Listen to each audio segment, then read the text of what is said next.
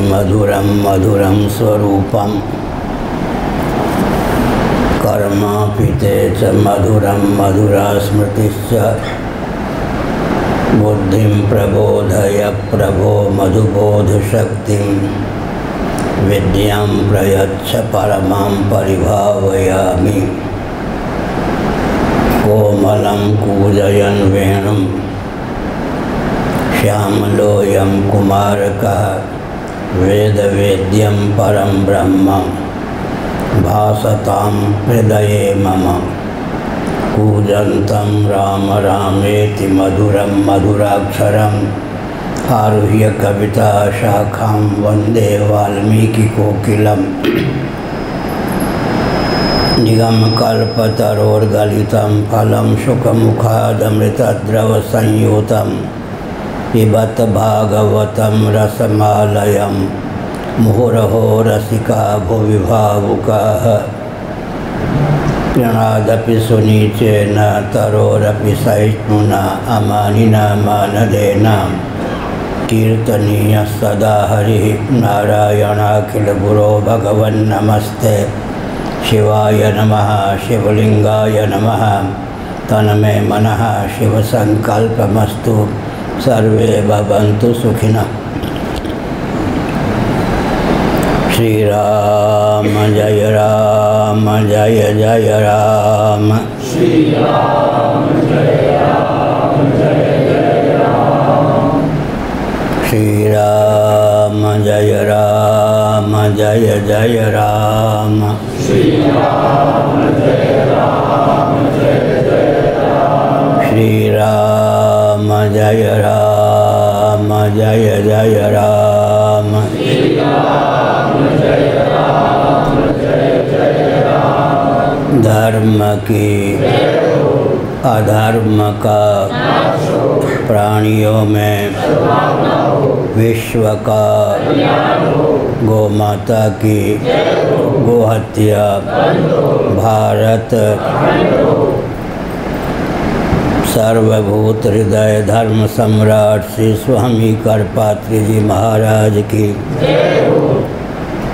श्री जगन्नाथ महाप्रभु की, श्री बलभद्र महाप्रभु की, भगवती सुभद्रा देवी की। हर हर महादेव। गोविंद जय जय गोपाल जय जय।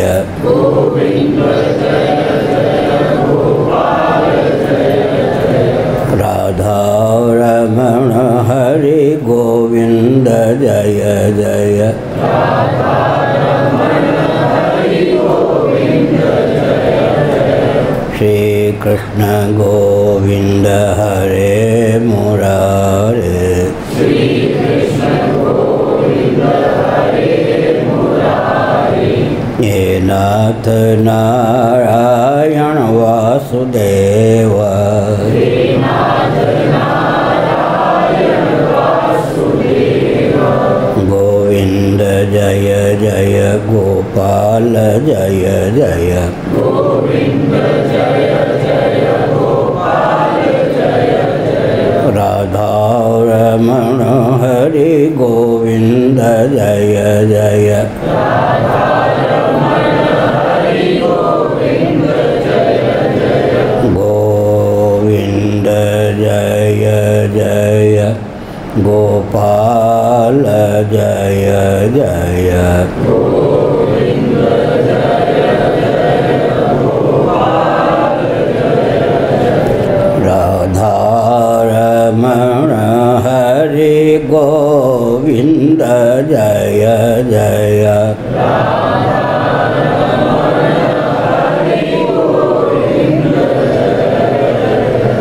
श्री वृंदावन विहारी लाल की जय। नमो माधव्य शंभो शिव शिव शिव शिव शिव शिव नारायण नारायण नारायण।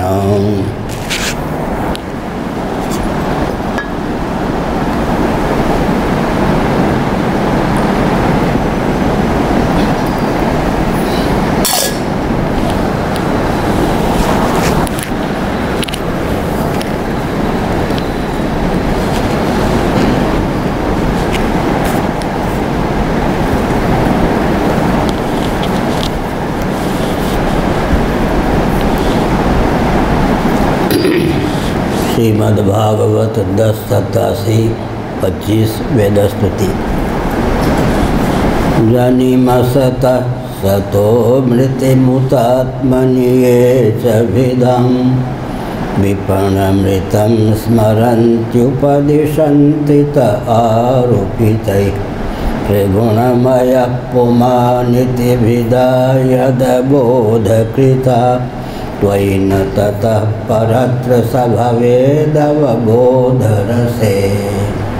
नारायण।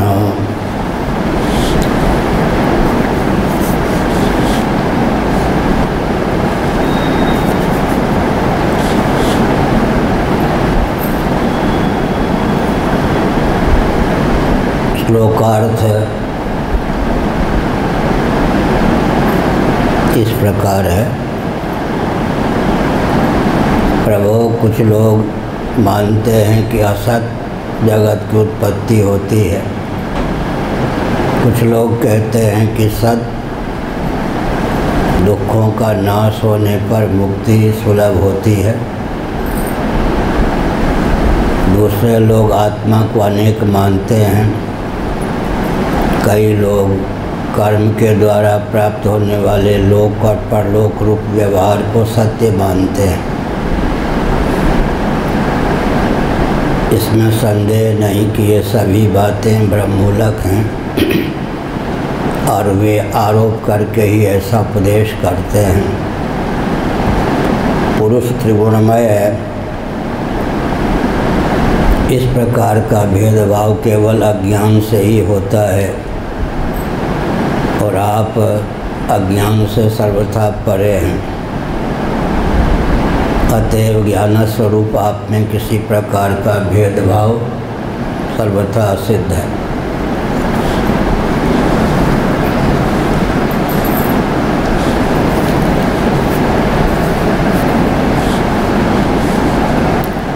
कल कहा गया जनिमसतः असत की उत्पत्ति सर्वथा असिद्ध है।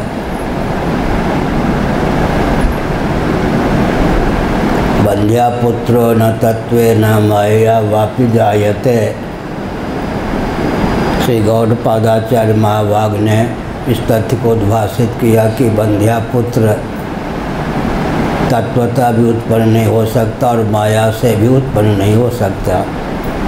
बंध्यापुत्र न तत्वेन माया वापि जायते। बंध्यापुत्र की वास्तविक की समुत्पत्ति तो संभव ही नहीं है। माया से भी उसकी उत्पत्ति संभव नहीं है। जगत परम भाव स्वरूप नहीं है। परम भाव स्वरूप तो एकमात्र परमात्मा तत्व है।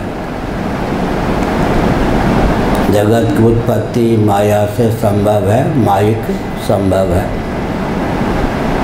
इंद्रो माया भी पुररूप हीयते। इस श्रुति में इंद्र शब्द का अर्थ परमात्मा है। माया भी बहुवचन का प्रयोग किया गया है। प्रज्ञा के विभेद से माया में बहुवचन शब्द प्रयुक्त है। परोक्ष प्रिया ये वही देवा है। जो देवता होते हैं वो परोक्ष प्रिय सदृश होते हैं। बृहदारण्यक उपनिषद श्रीमद्भागवत के 11 स्कंद के अनुसार भगवान का कथन है, देवता जहाँ परोक्ष प्रिय सदृश होते हैं वहाँ मुझे भी परोक्ष शैली में जो बात कही जाती है जचती है, प्रिय होती है। सर्वत्र निरावरण सत्य नहीं बोलना चाहिए। भाषा में शील का सन्निवेश होने पर परोक्ष शैली में जो बात कही जाती है वो प्रभाव डालने वाली होती है। तो विद्वान मनीषी होते हैं उसी को स्वीकार करते हैं, यह अभिप्राय। जानीमसतः वंध्यापुत्रो न तत्त्वेन न माया वापि जायते। वंध्यापुत्र है ही नहीं, अलीक पदार्थ है। योग दर्शन के अनुसार शब्द ज्ञान अनुपाति वस्तु शून्यो विकल्प है। यह विकल्प की परिभाषा है शब्द ज्ञान अनुपाति। शब्द ज्ञान से ही जिसकी सिद्धि हो, वस्तुतः जो हो ही नहीं। जैसे वंध्यापुत्र, आकाश कुसुम, शशसिंह, खरगोश के सिंह।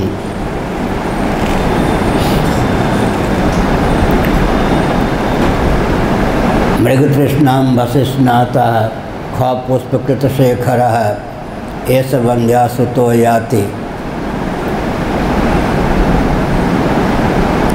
मृगतृष्णाम वसिष्णातः ख पुष्पकृत शेखरः एष वंध्यासुतो याति। शशसिंह धनुर्धर।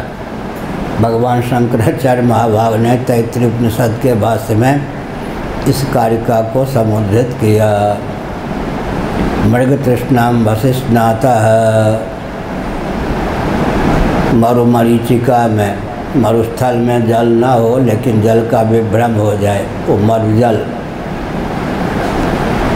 मृगतृष्णिका, मृग जल में, मरुजल में स्नान करके। ख पुष्पकृत शेखरः। आकाश कुसुमों से विनिर्मित मुकुट को धारण करके। मृगतृष्णाम वसिष्णातः ख पुष्पकृत शेखरः एष वंध्यासुतो याति। यह वंध्यापुत्र जा रहा है युद्ध के लिए। युद्ध की सामग्री क्या है? शशसिंह धनुर्धर, खरगोश के सिंह से बने हुए धनुष बाण को धारण किए हुए, और अपनी ओर से जोड़ने भविष्य नगर में जा रहा है। जो नगर अभी बना ही नहीं है उसमें युद्ध के लिए जा रहा है। यहाँ शब्दाडंबर के अतिरिक्त अर्थ कुछ नहीं प्राप्त होगा। शब्द ज्ञानानुपाति वस्तु शून्यो विकल्प है। जानीमसतः, वस्तुतः जो असत है उसका जन्म कैसा, और जो सत है पहले से ही विद्यमान है उसका जन्म कैसा। इसलिए जन्म की मायिक सिद्धि होती है। वंध्यापुत्रो न तत्त्वेन न माया वापि जायते। रस्सी पहले से है तब सर्प धारा माला भूषित दंड किसी अन्य रूप में उसकी प्रतीति मायिक होती है। वंध्यापुत्र है ही नहीं तो माया से भी उसकी उत्पत्ति नहीं हो सकती। वास्तव की उत्पत्ति तो हो ही कैसे सकती है। इसलिए जानीमसतः असत की उत्पत्ति मानते हैं। यह जगत असत है फिर भी उत्पन्न होता है। कल हमने बताया कि असत शब्द का प्रयोग वेदांत प्रस्थान में कई अर्थों में होता है, तो प्रसंग के बल पर असत शब्द का प्रयोग किस अर्थ में हुआ है इसका निर्णय करना चाहिए। ना सतो विद्यते भावो ना भावो विद्यते सतः असतो मा सद्गमय कथम असतः सज्जायेत आदि वचनों का अनुशीलन करने पर प्रसंगानुसार असत शब्द के कई अर्थ होते हैं। वंध्यापुत्र आदि जो अलीक पदार्थ हैं ही नहीं। शब्दाडंबर के अतिरिक्त उनका कोई अस्तित्व पृथक से नहीं, उनको भी असत कहा जाता है। विवक्षावसात अव्यक्त का नाम भी असत है। अव्यक्त को असत, अव्यक्त को सत कहते हैं लोक दृष्टि से। अव्यक्त के अर्थ में भी असत शब्द का प्रयोग होता है। जो अनित्य हो उसको भी असत कहते हैं। असतो मा सद्गमय में पृथिव्यादि के लिए, भवाटवी के लिए असत शब्द का प्रयोग हुआ है। कार्य प्रपंच को भी असत कहते हैं, कारण अव्यक्त को भी असत कहते हैं, बंध्या पुत्र आदि को भी असत कहते हैं। तो प्रसंगानुसार असत के का अभिमत अर्थ प्राप्त करना चाहिए। जनिमसतः असत उत्पन्न होता है, जो है ही नहीं उत्पन्न क्या होगा, जो है ही वो उत्पन्न क्या होगा। तो जो नहीं है वह तो माया से भी उत्पन्न नहीं होगा, जो है वो माया से ही उत्पन्न हो सदृश होगा, यह अभिप्राय। सतो मृत्युम, और सत की मृत्यु होती है, ऐसा भी कुछ लोग मानते हैं। सत का अर्थ यहाँ मान लें प्रसंगानुसार श्रीधरी टीका के अनुसार सतरूप जो ताप, वेदना या दुख, उसकी मृत्यु होती है, अर्थात दुख का उच्छेद होता है। बहुवचन में कहें तो सदरूप दुखों का नाश होता है, तब मुक्ति मिलती है। अगर सचमुच में ताप सत ही हो तो सत का नाश कैसे हो सकता है, यह भी प्रश्न उठा। कुछ महान भाव ऐसे हैं जो आत्मा को अनेक मानते हैं। कल यहीं पर प्रवचन को विराम दिया गया था। नैयायिकों के अनुसार आत्म तत्व विभु होता हुआ स्वरूप से अनेक है। वैशेषिकों के यहाँ भी आत्म तत्व विभु होता हुआ स्वरूप से अनेक है। सांख्यों के यहाँ भी आत्म तत्व विभु होता हुआ अनेक है। नैयायिकों के यहाँ भी आत्म तत्व विभु होता हुआ अनेक है। पूर्व मीमांसकों के यहाँ भी आत्म तत्व विभु होता हुआ अनेक है। वेदांत प्रस्थान में शंकराचार्य के अनुसार आत्म तत्व विभु होता हुआ अनेक सदृश है। औपाधिक भेद है आत्मा में, स्वरूपतः आत्मा एक ही है। प्रकारांतर से छेवों दर्शन के अनुसार आत्म तत्व विभु ही सिद्ध होता है। विभु का अर्थ है व्यापक। भगवान शंकराचार्य इस तथ्य को भाष्यों में अभिव्यक्त किया कि जब औपाधिक भेद से काम चल सकता है, भेद की सिद्धि होती है, तो स्वाभाविक भेद मानने की आवश्यकता ही नहीं रह जाती। जो काम उपाधि के द्वारा ही चल जाए उसमें स्वभाव सिद्धता का प्रवेश उचित नहीं है। आत्म तत्व विभु होता हुआ एक ही है। देहेंद्री प्राणांतकरण जो अभिव्यंजक संस्थान है, इनके कारण ही आत्मा में भेद की प्रसक्ति होती है। जो लोग स्वभाव से आत्मा को अनेक मानते हैं, उनकी मान्यता यह है कि एक का पाप, एक जीवात्मा ने पाप किया तो अन्यों को पाप की प्रसक्ति नहीं होती, क्योंकि हम आत्मा को स्वभाव से अनेक मानते हैं।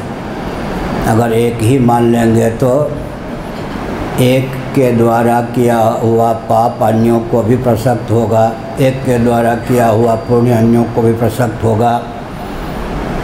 एक को तत्व ज्ञान हो जाएगा तो उसके मुक्ति के सदृश अन्यों को भी तत्व ज्ञान और मुक्ति की प्रसक्ति होगी।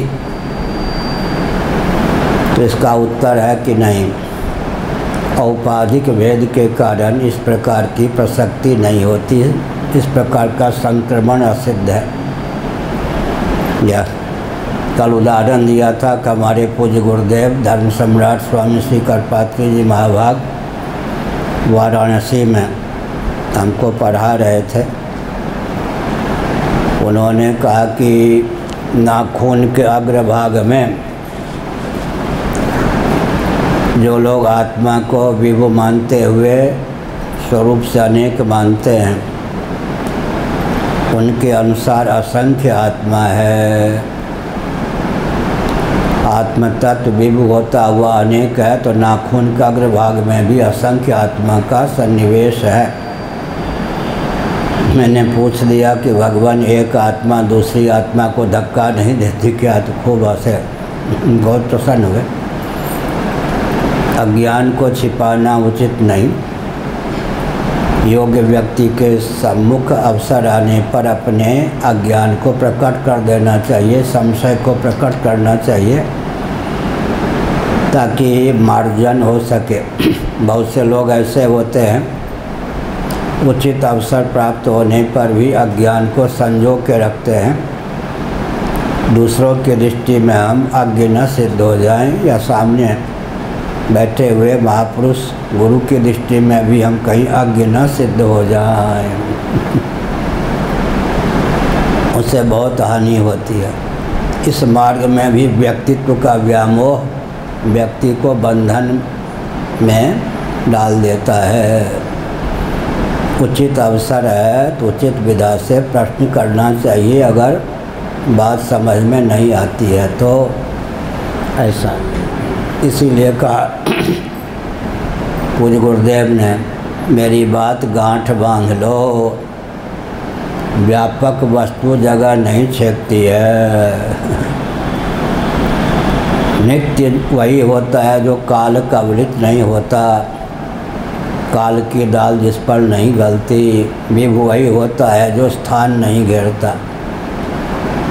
देशकृत परिच्छेद शून्य का नाम विभु है, कालकृत परिच्छेद शून्य का नाम नित्य है।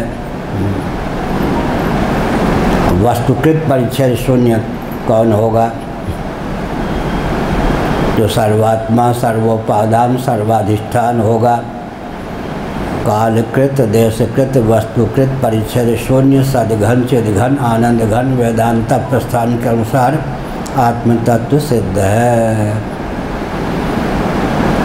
काल के द्वारा कबलित नहीं होता। काल का भी काल महाकाल आत्म तत्व है।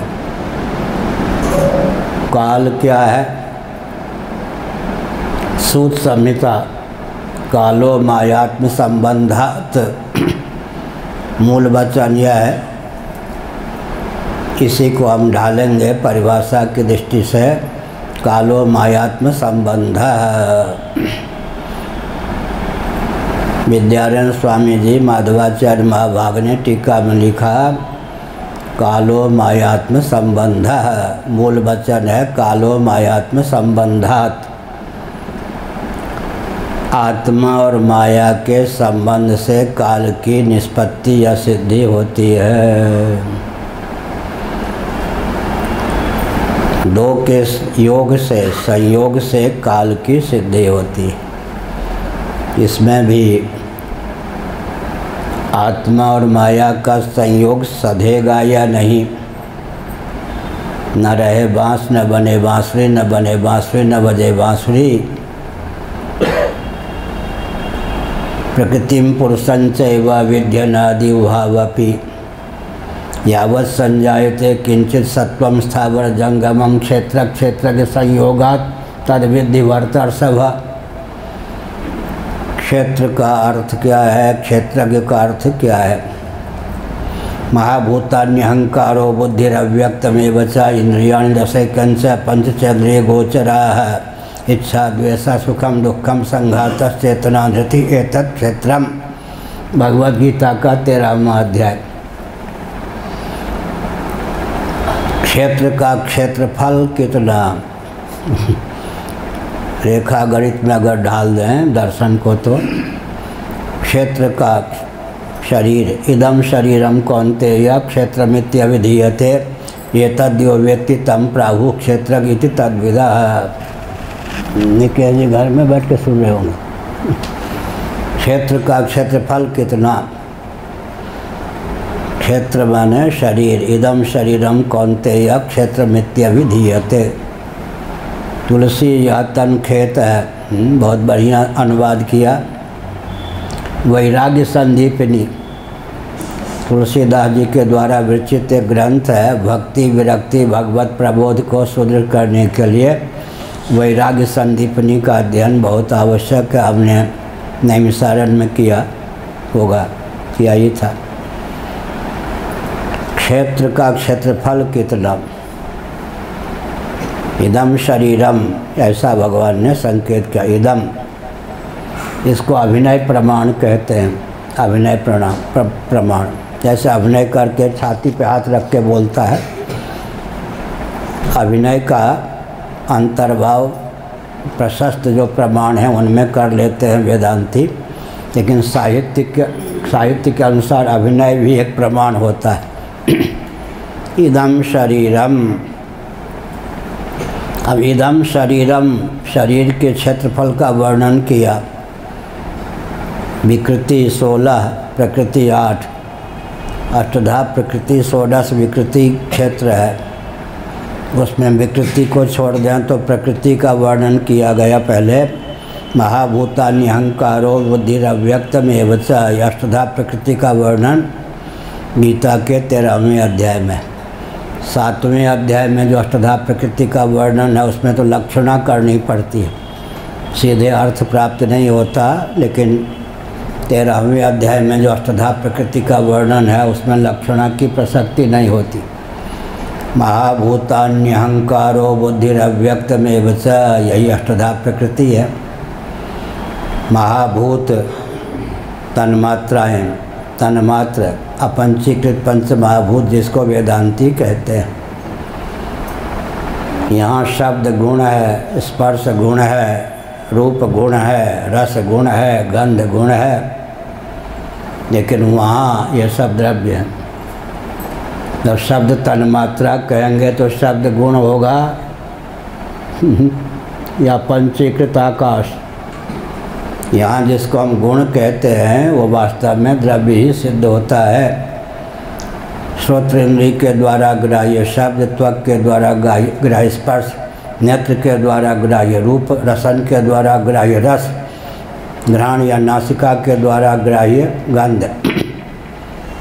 व्यवहार में जो गुण होकर परिलक्षित होता है वस्तुतः वह द्रव्य ही सिद्ध होता है, क्योंकि शब्द तन्मात्रा का अर्थ होता है अपंचीकृत आकाश, स्पर्श तन्मात्रा का अर्थ होता है अपंचीकृत वायु, रूप तन्मात्रा का अर्थ होता है अपंचीकृत तेज, रस तन्मात्रा का अर्थ होता है पंचीकृत जल, गंध तन्मात्रा का अर्थ होता है पंचीकृत पृथ्वी। यहाँ गुण होकर जो परिलक्षित है ऊपर द्रव्य होकर ही अवस्थित है। गुण का मौलिक स्वरूप द्रव्य ही होता है, यह नियम भी चरितार्थ हो गया। तो हमने संकेत किया महाभूतान्यहंकारो बुद्धिरव्यक्तमेव च, अष्टधा प्रकृति। महाभूत, पंच महाभूत, भूत माने सिद्ध तत्व। श्मशान में रहने वाले जो भूत हैं योनि विशेष, भूतानि यान्ति भूतेज्याः, वो काल्पनिक नहीं है, वो भी योनि विशेष हैं। दुरित के प्रभाव से किसी जीवात्मा को भूत योनि की प्राप्ति होती है। भूत का अर्थ क्या है? अस्तित्व युक्त, कहीं काल्पनिक न कोई मान लें, इसीलिए कहा गया भूत। भूत को भूत क्यों कहा? श्मशान में रहने वाले भूत को भूत क्यों कहा? कोई ये न समझें कि काल्पनिक, इसलिए अस्तित्व युक्त योनि विशेष, शरीर विशेष का नाम है भूत। हम छोटी आयु में एक बार चले गए मधुबनी, लगभग 8-9 किलोमीटर दूर गांव से एक शहर में। एक दो साथी और भी थे। बच्चे तो थे ही, खेलते कूदते सूर्यास्त हो गया। वहाँ से गांव आना था, बीच में नदी भी थी, पैदल चल रहे थे। इतनी बड़ी पगडंडी थी, बस ये दाईं ओर एक दृश्य देखा। वहाँ से लगभग 1.5 किलोमीटर दूर गांव था, बीच में नदी भी थी। तो कोई मुर्गा को जला गया होगा, रात्रि हो गई थी तो 4-5 प्रेत चिता को घेरे हुए थे। हमारे 2 मित्रों ने भी देखा, हमने भी देखा। अब भगें कहाँ, इधर खाई उधर मुर्दा जला हुआ था, वहाँ प्रेत घेरे हुए थे चारों ओर, इतनी सी पगडंडी बस। 2 मित्रों ने कहा कि मरे ये तो भूत प्रेत है। हमने कहा ठीक है, हमारे पीछे का वस्त्र तुम पकड़ो, तुम्हारे पीछे का वस्त्र वो पकड़े, आँख मींच लो। हम आँख खोलते हुए चलते हैं, हम उन भूत प्रेतों को देखते रहे, उन्होंने कोई उपद्रव नहीं किया, आगे चल गए। तो हमने कहा अब, लेकिन हमने कहा आँख नीचे रहो, पीछे झांकना मत। तो भूत योनि भी है। भूत का अर्थ होता अस्तित्व युक्त। महाभूतान्यहंकारो अहंकार, गंध तन्मात्रा, फिर रस तन्मात्रा, फिर रूप तन्मात्रा, स्पर्श तन्मात्रा, फिर शब्द तन्मात्रा, उसके बाद अहम। महाभूतान्यहंकारो, अहम के आगे महत, समष्टि बुद्धि का नाम है महत। फिर है अव्यक्त, इसी का नाम है अष्टधा प्रकृति। इसमें अव्यक्त प्रकृति है, बाकी जो 7 हैं प्रकृति विकृति। प्रकृति माने अपने से नीचे के लिए उपादान, और अपने से ऊपर की दृष्टि से विकृति माने कार्य। जो 7 हैं इनमें कार्य कारण दोनों के लक्षण चरितार्थ होते हैं, इसलिए इनका नाम है प्रकृति विकृति। तो अंत में मूल प्रकृति जिसको कहते हैं सांख्यवादी, कहीं कहीं प्रधान उसको कहा जाता है, धर्मेंद्र प्रधान नहीं, सांख्यों का प्रधान। उसी को मूल प्रकृति कहते हैं, उसी को अव्यक्त कहते हैं, उसी को ब्रह्म शक्ति कहते हैं, उसी को माया कहते हैं। महाभारत में 27 नाम हैं प्रकृति के, उनमें 4-5 का नाम मैंने लिया। मूल प्रकृति, माया, अव्यक्त। गीता में उसी का नाम है महद्ब्रह्म, मम योनिर्महद् ब्रह्म तस्मिन् गर्भं दधाम्यहम्। बहुत ऊंची बात है। 7 प्रकृति, 16 प्रकृति विकृति। 7 प्रकृति और 16 विकृति। 7 प्रकृति माने 7 प्रकृति विकृति, 16 विकृति। 23 को छोड़ दीजिए। तो मूल प्रकृति जिसको अव्यक्त कहते हैं वही शेष रहता है, अव्यक्त। उसी को जो क्षेत्र मान लेते हैं, शरीर मान लेते हैं, ऐसे पुरुष जीव का नाम एक जीव हुआ या नहीं? प्रकृति विकृति को और विकृतियों को छोड़कर मूल प्रकृति जो है, मूल में जिसको प्रधान कहते हैं, माया कहते हैं, अव्यक्त कहते हैं, महद्ब्रह्म कहते हैं, त्रिगुणात्मिका शक्ति कहते हैं, उसी को जिन्होंने क्षेत्र समझ लिया, शरीर समझ लिया, ऐसे जो पुरुष तत्वज्ञ मनीषी वो एक जीव हो गए। क्षेत्रज्ञम चापि माम विद्धि सर्वक्षेत्रेषु भारत, उनकी ईश्वर से एक रूपता हो गई।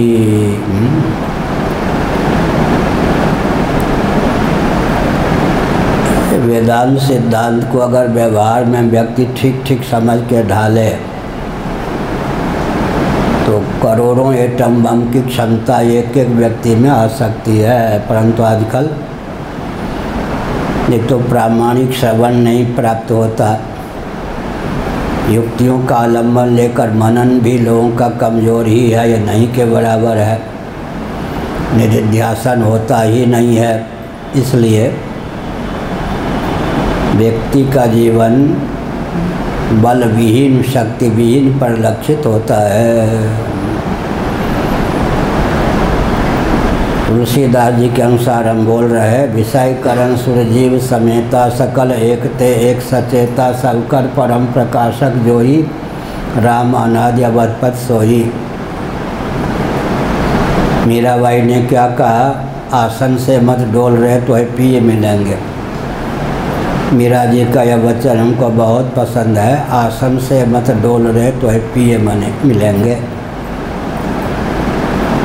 आसन से मत डोल रहे मतलब आपका जो मौलिक स्वरूप है, आप जहाँ स्थित हैं वेदांता प्रस्थान के अनुसार, उसके अनुसार ही अपनी मान्यता पाले रखिए।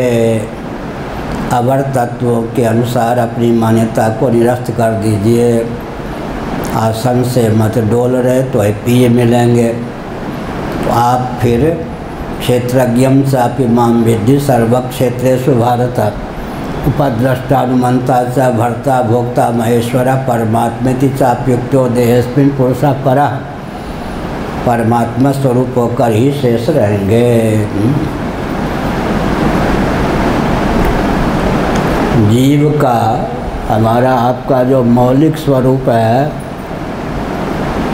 नास्तिक मत बनिएगा, हम संभल के ही बोलते हैं। हमारे पूज्य गुरुदेव जो बोलते थे, हम जो बोलते हैं उनकी कृपा से हमारे प्रवचन को सुन करके कोई वेदांत के नाम पर नास्तिक नहीं हो सकता। नास्तिकों की भरमार देखनी हो तो जरा हरिद्वार की ओर चले जाइए, कैलाश की ओर। आर्य समाजी ढंग के व्यक्ति जब वेदांती होते हैं तो महानास्तिक हो जाते हैं। प्रायः आजकल ही होता है। मूर्ति को गुड्डी गुड्डे का खेल मानते हैं। अवतार, भगवान के अवतार में आस्था ही नहीं होती आदमी वेदांतियों। मूर्ति को गुड्डी गुड्डे का खेल मानते हैं, भगवान का अवतार मानते नहीं, वेदांती हो जाते हैं। वेदों का अंत ही हो जाता है। फिर अवतारवाद पर हम कह दें, जिनका ईश्वर जगत बनाता ही नहीं बनता भी है, अर्थात जगत का अभिन्न निमित्तोपादान कारण है।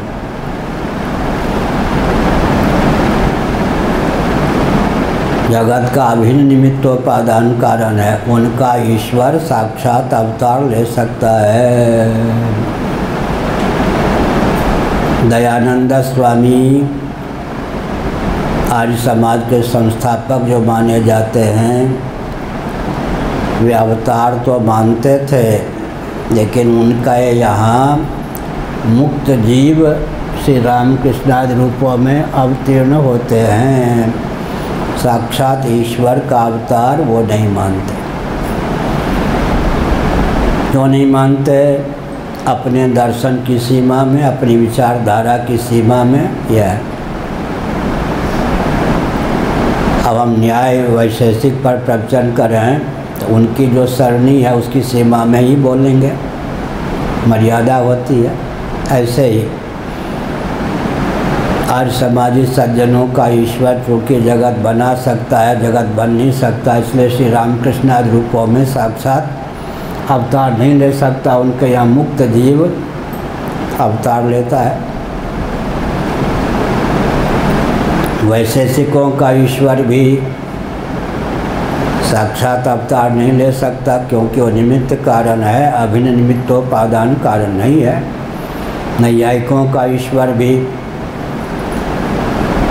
अभिन्न निमित्तोपादान कारण ना होकर निमित्त कारण ही है।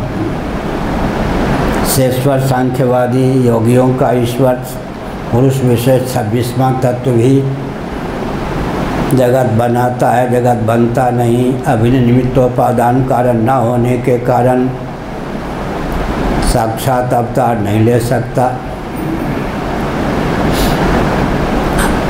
और सामान्य नियम है, मुसलमान सज्जनों का जो अल्लाह है उसके दाढ़ी आदि का वर्णन लोग करते हैं, वो दर्शनों में सांकर्य है। उनके यहाँ भी उनका जो खुदा है जगत बना सकता है, जगत बन नहीं सकता, सगुण निराकार ही होता है। बाइबल की सीमा का ईश्वर गॉड भी सगुण निराकार ही हो सकता है। दर्शन सांकर की बात ब्रह्ममूलक होती है। निष्कर्ष क्या निकला? जिनका ईश्वर जगत बना सकता है, जगत बन नहीं सकता, उनका ईश्वर सगुण निराकार होता है। न ऊपर निर्गुण न नीचे साकार।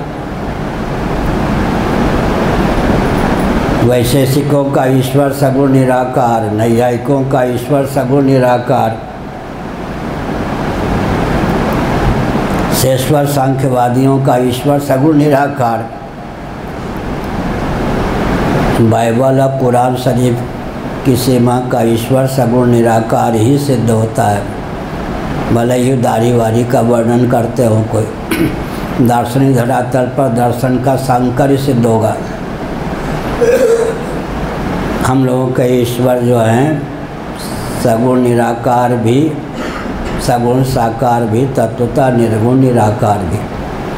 श्री वैष्णवाचार्य, श्री रामानुजाचार्य आदि महान भावों का ईश्वर भी स्वरूप से निर्गुण सिद्ध नहीं होता। कल यहाँ प्रवचन को विराम दिया था।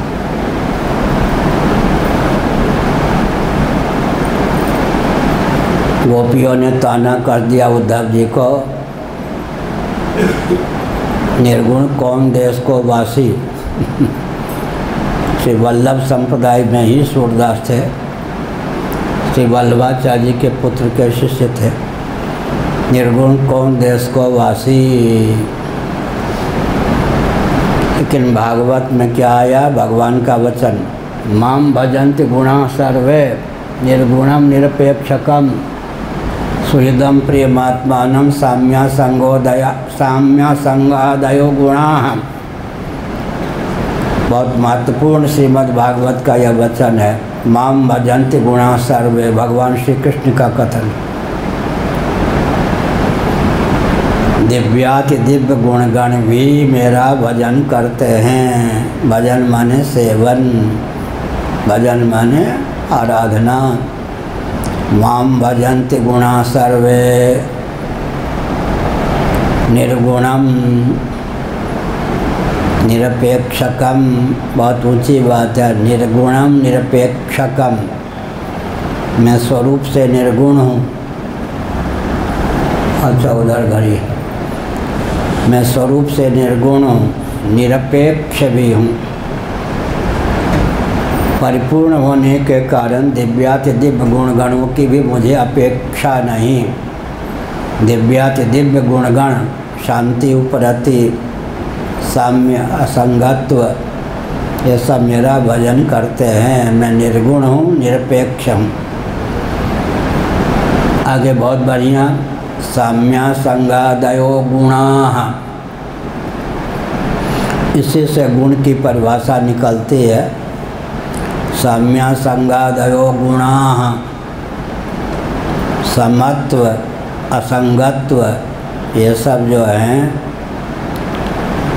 गुण मान्य होने पर भी तत्वता अगुण है। साम्या संगादयो गुणा, यहीं से गुण की परिभाषा निकाली जा सकती है।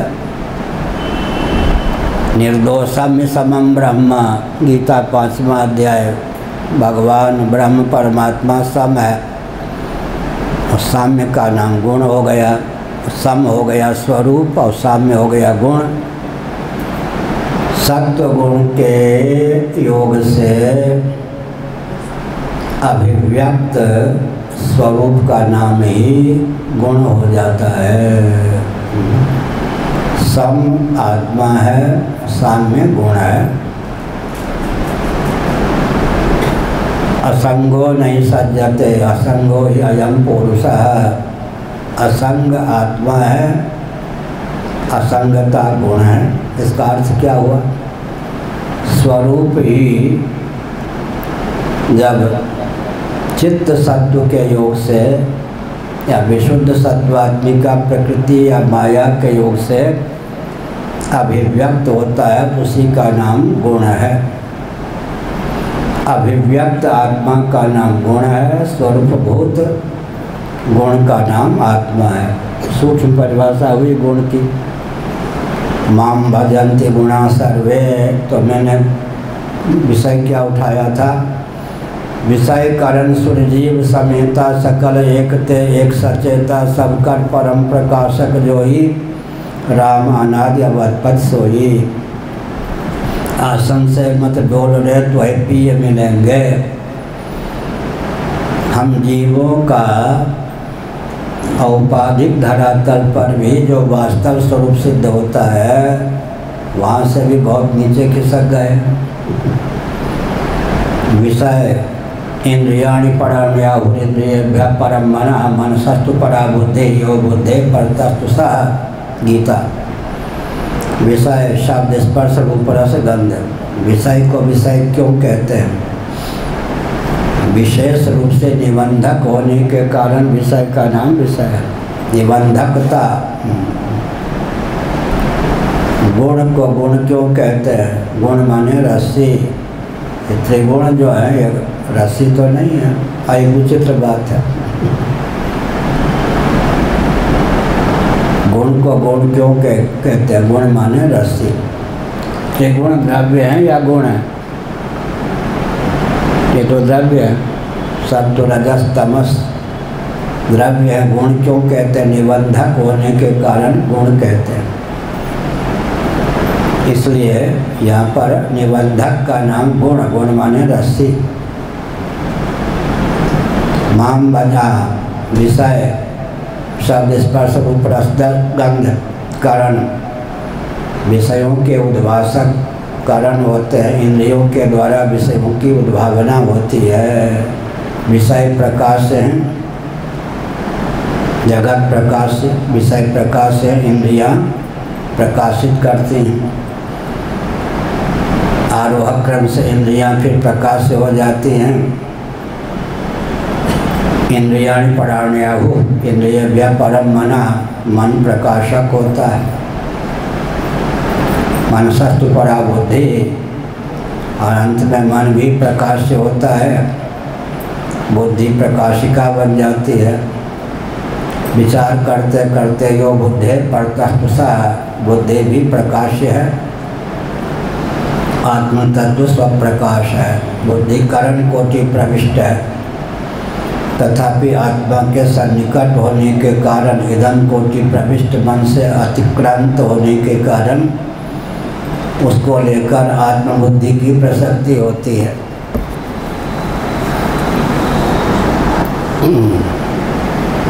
विषय से अधिक चेतना संपन्न कारण कारणों के अनुग्राहक देवता होते हैं। कल उदाहरण दिया था श्रीमद् भागवत के अनुसार।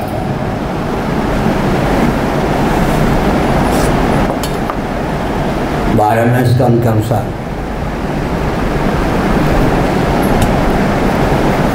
एक ही तेजो द्रव्य है। तेज है, अग्नि है।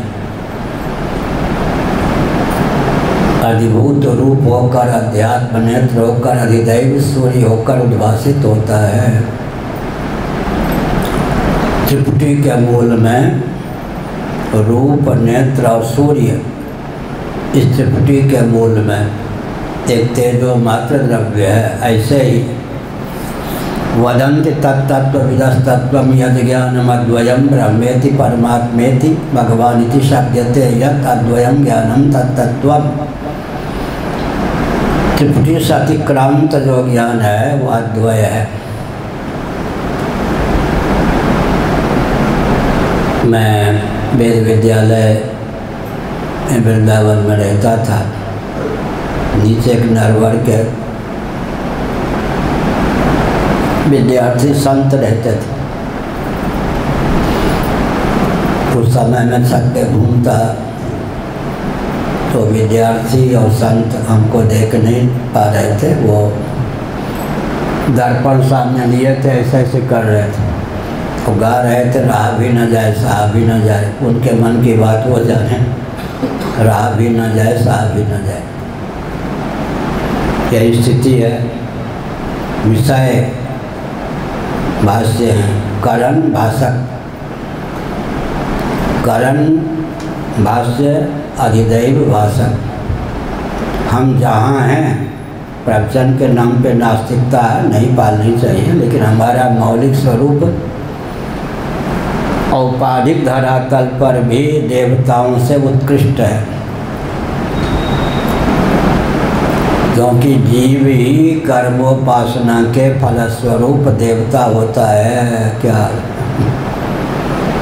श्रौतस्मार्थ कर्मों की यह चमत्कृति है कि आज कोई वायु होकर जीव ही है, इंद्र के पद पर कोई जीव ही प्रतिष्ठित है, ब्रह्मा जी के पद पर कोई जीव ही प्रतिष्ठित है, वरुण कुबेर आदि के पद पर कोई जीव ही प्रतिष्ठित है। जो जीव आज ब्रह्मा के पद पर प्रतिष्ठित है, कभी मर्त्य लोक में बृहद भारत में सतकुल में जन्म हुआ था, उसने अहंग्रहोपासना की परिपुष्टि के फलस्वरूप कालांतर में ब्रह्मा का पद प्राप्त किया। वेदादि शास्त्र सम्मत कर्मोपासना की विशेषता क्या है? आजकल के व्यक्तियों को, नास्तिक प्राय व्यक्तियों को आस्तिक बनाने के लिए एक ही प्रश्न कर दें तो पर्याप्त है। आप कहिए महानुभाव, कर्म और ज्ञान को भौतिक विधा से विकसित कैसे करेंगे? भौतिकवादियों के पास कर्म और ज्ञान को विकसित करने की कोई विधा है क्या? नहीं। वेदादि शास्त्रों की उपयोगिता किस बात को लेकर है? कर्म और ज्ञान को विकसित करने की विधा वेदादि शास्त्र के आधार पर ही संभव है। जो वेदादि शास्त्रों से दूर रहते हैं उनमें क्षमता नहीं कि कर्म और ज्ञान को विकसित कर सकें। नान्या पंथा विद्यते नाया। चतुर्दश भुवनात्मक ब्रह्मांड में जहाँ कोई दिव्यता है, जहाँ देवता हैं, समझना चाहिए वेदादि शास्त्र सम्मत कर्मकांड उपासना कांड की प्रतिष्ठा के कारण ही वे इंद्रादि पदों को प्राप्त करने में समर्थ हुए हैं। अगर वेदादि शास्त्र सम्मत कर्मकांड उपासना कांड को हटा लें तो केवल भूमंडल की बात करें तो भूमंडल नरक और नारकी प्राणियों का समुदाय ही सिद्ध होगा। अगर विश्व को नरक और नारकी प्राणियों का समुदाय बनाना हो तो भौतिकवादी जितने हैं, अमेरिका के राष्ट्रपति इत्यादि अगर भौतिकवादी हैं तो अंदर से तो सब ईश्वर को मानते हैं, बाहर से रिंग मारते हैं। कम्युनिस्टों में भी नास्तिक सचमुच कम ही होते, नास्तिकता का अभिनय ज़्यादा करते हैं, होते हैं आस्तिक। डांगे आदि हमने संकेत किया। हमने क्या संकेत किया? जो करना था कर लिया, पाना था पा लिया, जानना था जान लिया, मेरा कर्तव्य प्राप्तव्य ज्ञातव्य कुछ शेष नहीं। इस तथ्य की अनुभूति तो वेदादि शास्त्र सम्मत कर्मोपासना ज्ञान का आलम्बन लेकर ही संभव है। तो मैंने विषय उठाया, जीव ही वेदादि शास्त्र सम्मत कर्मोपासना को अपने अधिकार की सीमा में अनुष्ठित करे तो कालांतर में देवता के पद को प्राप्त होता है। यहाँ भी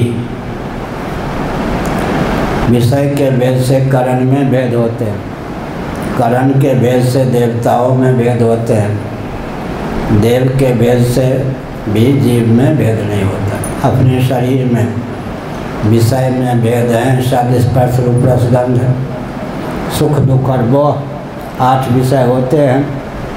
3 फलात्मक विषय हैं, 5 साधन कोटि प्रविष्ट विषय हैं, 8 अष्टधा प्रकृति का विलास जगत है, इसलिए 8 रूपों में हम तक आप तक पहुँचता है। शब्द स्पर्श रूप रस गंध सुख दुख और मोह।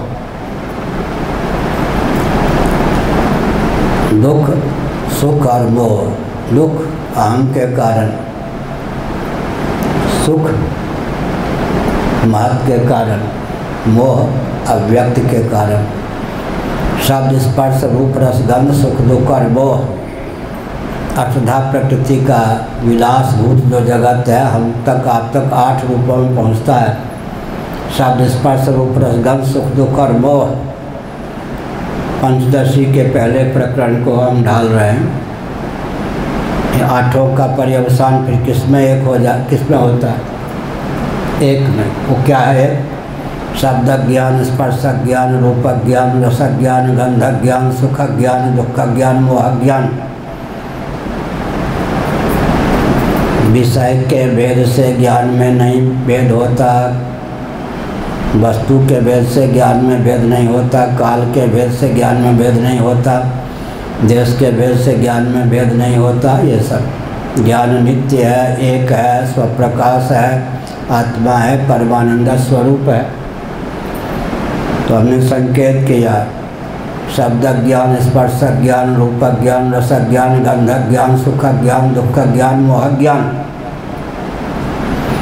ज्ञान से कौन परिचित नहीं? ज्ञान से तो सारा व्यवहार सकता है।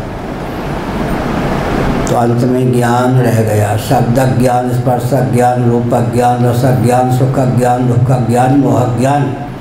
संपूर्ण जगत का पर्यवसान 8 में होता है। शब्द स्पर्श रूप रस गंध सुख दुख और मोह 8 का पर्यवसान जीव तक ज्ञान होकर ही होता है।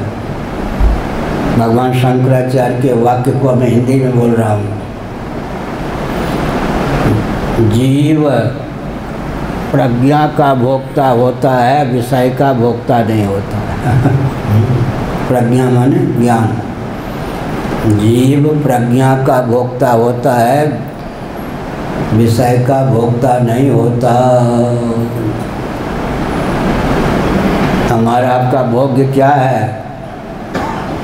विषय की किंकरता तो इस वाक्य को समझ लेने पर समाप्त हो जाती है।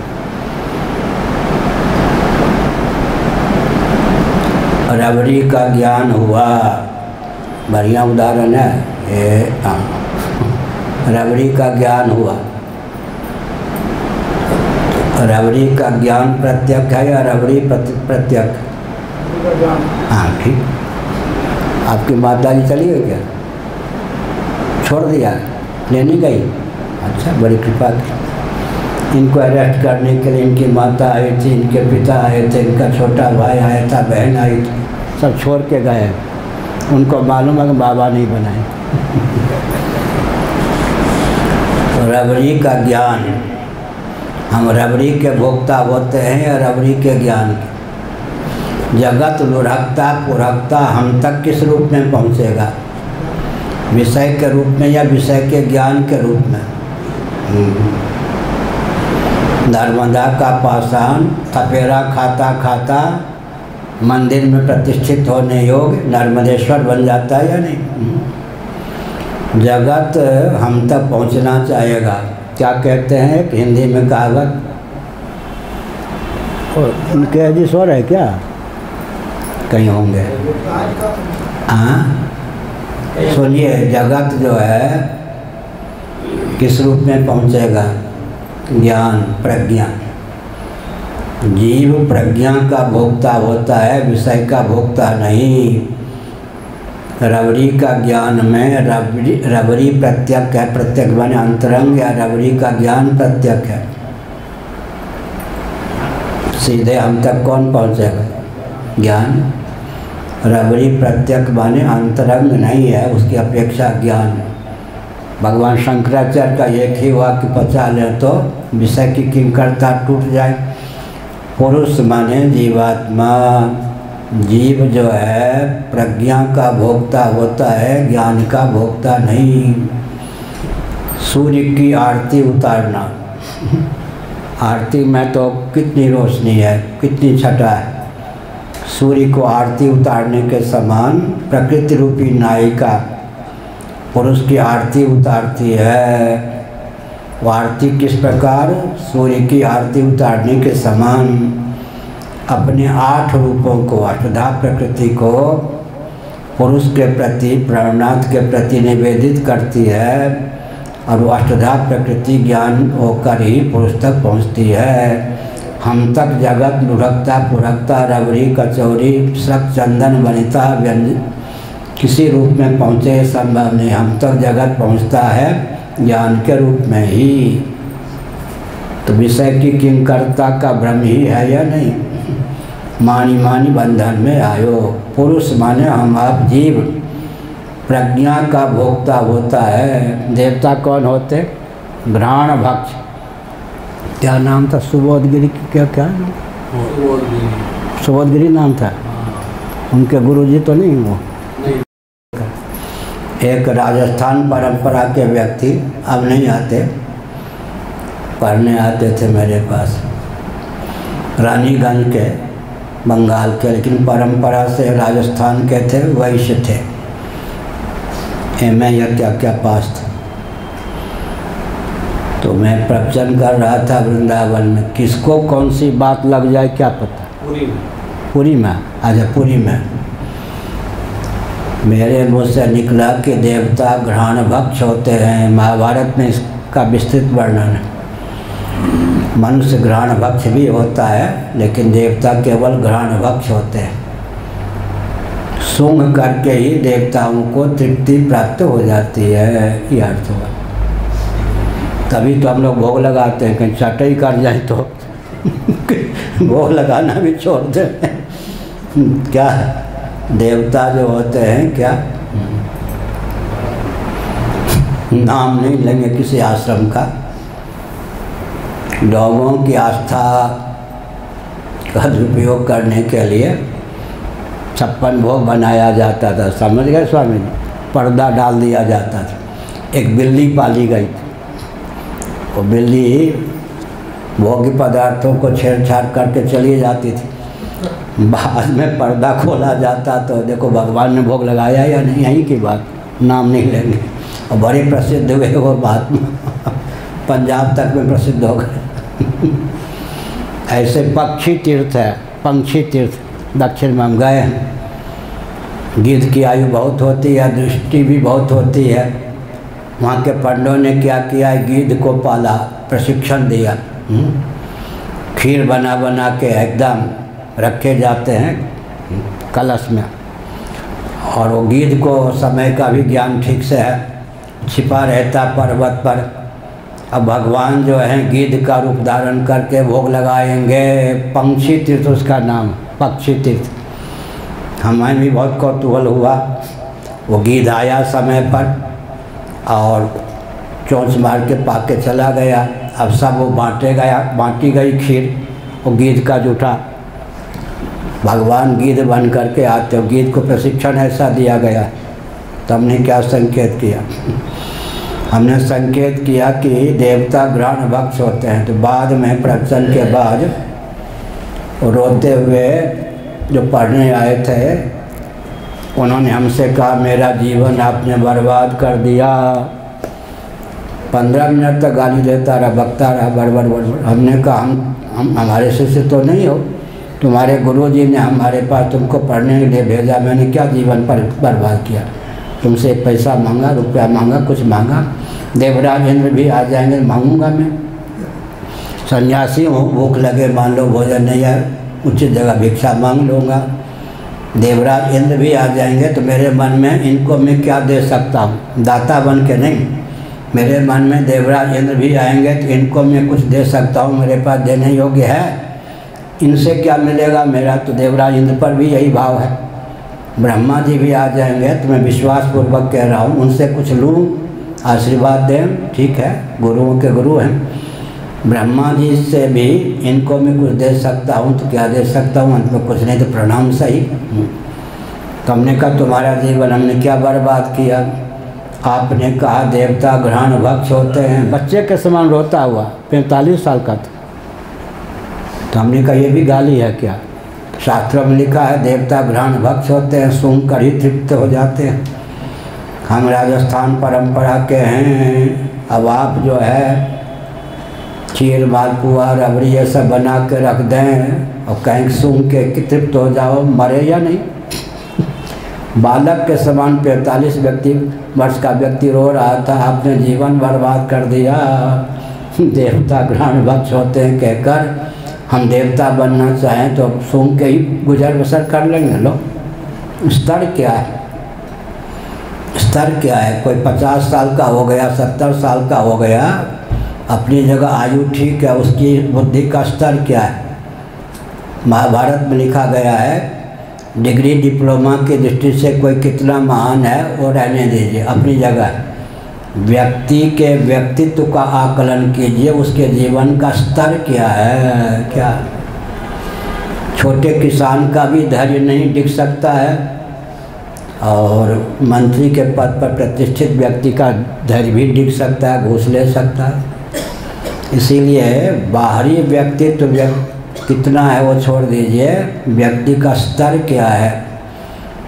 तो महाभारत में लिखा है बाहरी विद्या कला ये सब अपनी ओर, लेकिन जिसके जीवन का स्तर ठीक नहीं है वो वास्तव में कहीं न कहीं पिछड़ जाता है। तो यहाँ कहा गया देवता ग्रहण भक्ष होते हैं। भगवान शंकराचार्य ने लिखा उससे भी ऊंची बात, पुरुष बने जीव प्रज्ञा का भोक्ता होता है, विषय का भोक्ता नहीं होता। शब्द हम तक नहीं पहुंचता है, शब्द ज्ञान प्रत्यक्ष का शब्द पराग, बाही का नाम है पराग। स्पर्शक ज्ञान, ज्ञान प्रत्यक्ष का स्पर्श पराग। हम जीवों तक हम जो हैं ज्ञान स्वरूप हैं, ज्ञान ही हमारा भोग्य बनकर पहुंचता है। हम ज्ञान के भोक्ता हुए या विषय के? नीचे वाले सब खा लेते हैं, नीचे वाले इंद्रिय इत्यादि। जीव अपने आप में विषय का भोक्ता न होकर प्रज्ञा का भोक्ता है। श्री राम जय राम जय जय राम, श्री राम जय राम जय जय राम। धर्म के अधर्म का प्राणियों में विश्व का, गौ माता की गोहत्या भारत। आजकल हम सभा में कहते हैं, ये सब पच जाए तो अच्छी बात है, सुना हुआ, लेकिन एक हिंदू परिवार से मुझे नहीं चाहिए उससे कुछ। औसतन 1 रुपया रोज निकालें। आजकल भारत में इतनी गरीबी नहीं है। अर्थ की दृष्टि से कुछ वर्ष पहले भारत का स्थान 11वां था, अभी जो आकलन हुआ है उसमें 5वां स्थान है विश्व में। तो मैं किसी दल का नहीं हूँ तो आपको मालूम है, लेकिन मोदी जी के आने पर आर्थिक उत्कर्ष भी देश का हुआ है। अर्थ की दृष्टि से 5वां स्थान विश्व में भारत का है, पहले 11वां था, अब 5वां है। एक हिंदू परिवार से 1 रुपया रोज निकले, 1 घंटा रोज निकले, मठ मंदिर अपने आसपास में जो हों उनको केंद्र बनाकर या अपनी विवेक शक्ति को केंद्र बनाकर 1 रुपया 1 घंटा नित्य समाज के लिए निकालिए। हमको मत दीजिए, समाज के लिए निकालिए। इतना भी नहीं करेंगे तो राष्ट्र की रक्षा कैसे होगी? करोड़ों रुपए की संपत्ति छोड़ के पाकिस्तान से भागना पड़ा, मार दिए गए। जीवित आए तो हाथ में कुछ नहीं, नंग बस एक कपड़े पहन के भागना पड़ा। स्वतंत्र भारत के प्रधानमंत्रियों ने 11 बार देश का विभाजन किया है। स्वतंत्र भारत के प्रधानमंत्रियों ने 11 बार 2.5 बीघा तक, स्वतंत्र भारत के प्रधानमंत्रियों ने 11 बार देश का विभाजन किया है। स्वतंत्र भारत में कश्मीर के बागान और बाग को छोड़कर हिंदुओं को भागना पड़ा या नहीं? इसलिए हमने संकेत किया वो बागान और कश्मीर केसर के बाग को छोड़ के, बागान को छोड़ के भागना पड़ा या नहीं? केसर के नाम पर ही तो कश्मीर नाम है। इसलिए एक हिंदू परिवार से 1 रुपया औसतन और 1 घंटा रोज निकले, समाज के लिए इतना निकालिए, तब अस्तित्व आदर्श की रक्षा होगी। सरकार के ऊपर निर्भर रहने का प्रयास मत कीजिए, अपने क्षेत्र का आकलन कीजिए। 80% समस्या अपने क्षेत्र की मिलजुल करके दूर कर दीजिए। 16% समस्या प्रांतीय शासन तंत्र पर निर्भर करती है। 4% समस्या केंद्रीय शासन तंत्र पर निर्भर करती है। मिलजुल करके 80% समस्या का समाधान कर दीजिए। वो लोग झक मार करके अपना दायित्व का निर्वाह करेंगे, शेष 20% समस्या का समाधान कर देंगे। शासन तंत्र और नेताओं के भरोसे समाज को मत छोड़िए, अपने जीवन को मत छोड़िए, समष्टि से जुड़ के रहिए। एक ही वाक्य मैं कहता हूँ आजकल, पूरे वैदिक वाङ्मय की दृष्टि से एक वाक्य, निरुपाधिक धरातल पर हम लोगों का वास्तव स्वरूप तो सच्चिदानंद ही सिद्ध होता है। विद्योपाधिक होकर हम जगदीश्वर हैं, विद्योपाधिक होकर हम ही जगदीश्वर हैं। अविद्योपाधिक होकर के हम जीव हैं। अविद्या बने मलिन सत्गुण प्रधाना प्रकृति। तमोगुण के द्वार से पंचदशी पहला प्रकरण, कहने की विधा अलग है, मूल है पंचदशी पहला। तमोगुण के द्वार से, तमः प्रधाना प्रकृति के द्वार से हम जगत हैं। जीव जगत जगदीश्वर के रूप में एक ही आत्म तत्व जो कि सच्चिदानंद स्वरूप ब्रह्म है, उल्लसित है। इसका अर्थ क्या हुआ? एक परिवार, पहले ये समझे, मूलतः सच्चिदानंद स्वरूप हम हैं। औपाधिक धरातल पर विद्योपाधिक होकर हम जगदीश्वर हैं, अविद्योपाधिक होकर हम जीव हैं। फिर जीव होते हुए कौन है? जंगम प्राणी हैं। और जंगम प्राणी होते हुए मनुष्य हैं। मनुष्य होते हुए सनातनी वैदिक आर्य हिंदू हैं। सनातनी वैदिक आर्य हिंदू होते हुए स्त्री पुरुष ब्राह्मण क्षत्रिय वैश्य कुछ और हैं। समष्टि के साथ व्यष्टि का संबंध बैठाने पर क्या होगा? हिंदुओं में वसुधैव कुटुम्बकम कहाँ लिखा है? महोपनिषद के 6ठे अध्याय का वचन है, वसुधैव कुटुम्बकम सर्वेषां मंगलम भूयात् सर्वे भवन सुखिनः। कहाँ का वचन है? गरुड़ पुराण के अंतिम अध्याय का अंतिम श्लोक है यह। सर्वेषां मंगलम भूयात् सर्वे भवन सुखिनः, गरुड़ पुराण के अंतिम अध्याय का अंतिम श्लोक है यह। सार क्या निकला? हमारा जो सिद्धांत है सर्वे भवन सुखिनः वसुधैव कुटुम्बकम, ये व्यवहार में भी तो आना चाहिए ना। आज हम जोलॉजी वॉलॉजी बॉटनी सबको मिलाकर बोलते हैं, संभवतः यहाँ भी कहा होगा, ना भी कहा हो। माँ के गर्भ से गीता के 3 अध्याय के अनुसार हम जेर सहित उत्पन्न हुए या नहीं? शरीर की दृष्टि से हम जरायुज प्राणी हैं। और जेर के पहले माँ के गर्भ में हम रहते हैं अंडा के रूप में। अंडा के पहले माता पिता के रजवीर्य का नाम, सम्मिलित रूप का नाम है स्वेद। स्वेद यहाँ पर पारिभाषिक है। स्वेद के मूल में अन्न जल उद्भिज होकर के फिर हम क्या होते हैं? जरायुज ना। स्वेदज होकर अंडज, अंडज होकर के कौन? जरायुज। और स्वप्नावस्था में मनोराज्य में मनसिज, स्वप्नावस्था में स्वयंभू। जीव के इतने ही भेद हैं ना। स्वयंभू कौन है? ब्रह्म। स्वतः बुद्धि से तादात्म्यपन्न जो आत्मा है उसी का नाम ब्रह्मा। तो देखिए सर्वात्म भाव हुआ या नहीं? हम उद्भिज भी हो गए। श्रीमद् भागवत जीवो जीवस्य जीवनम, उद्भिज भी हैं। भोजन सामग्री के रूप में भी तो प्राणी ही है ना, स्थावर प्राणी। उद्भिज होते हुए फिर क्या हो गए? स्वेदज होते हुए अंडज, अंडज होते हुए जरायुज, और जरायुज होते हुए मनसिज, मनसिज होते हुए स्वयंभू, और स्वयंभू से भू हटा दे तो स्वयं, स्वयं नाम है परमात्मा, आत्मा का पंचदश। हम स्वयं होते हुए स्वयंभू हैं, स्वयं माने श्रीमन नारायण, स्वयं होते हुए स्वयंभू हैं, स्वयंभू होते हुए क्या है मनसिज हैं, मनसिज होते हुए जरायुज हैं, जरायुज होते हुए अंडज हैं, अंडज होते हुए स्वेदज हैं, स्वेदज होते हुए उद्भिज हैं।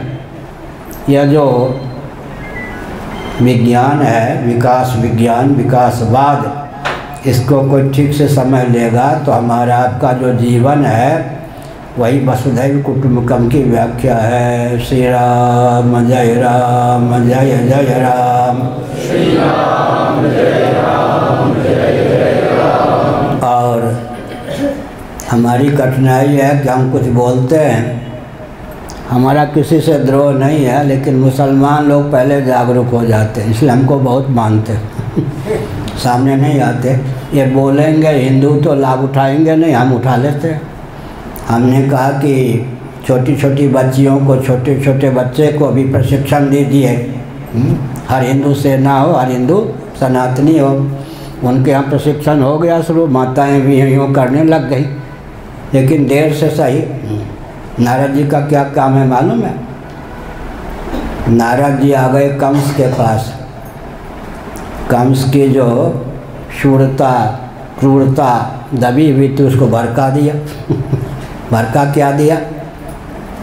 बेहोश है तू समझता है कि देवकी जो तुम्हारी बहन है उसके 8वें घर से तुम्हें खतरा है, तुझे कुछ होश है? तेरे चारों ओर जो घेरे हुए हैं वो तुमको मरवाने के लिए देवता ही तुम्हारे सगे संबंधी बनकर, मंत्री बनकर, सब सेवक बनकर हैं। होश है कुछ? कंस की सोई हुई दुष्टता को जगा देना। नारद जी का क्या काम है? नारद माने, नार माने ज्ञान, द माने देने वाले, ज्ञानप्रद और कलह प्रिय। नारद वो सज्जनों की सज्जनता, दुष्टों की दुष्टता को उभार के भिड़ा देते हैं, इसलिए नारद जी कलह प्रिय। लेकिन हमने संकेत किया, हमने क्या संकेत किया? संकेत यह किया कि सैन्य प्रशिक्षण हर हिंदू सेना हो, अपने यहाँ आरंभ से ही क्या व्यायाम, स्वास्थ्य की दृष्टि से भी। और हमारे यहाँ तो गदा उदा भी आ गई है, गदा में चलाता नहीं पर गदा छू लिया, उससे ही गदा चलाना लोगों ने सीख लिया है। अनुकृति तो लोग करते हैं, इसलिए व्यायाम भी होगा, सुरक्षा की दृष्टि से भी। हर हर महादेव।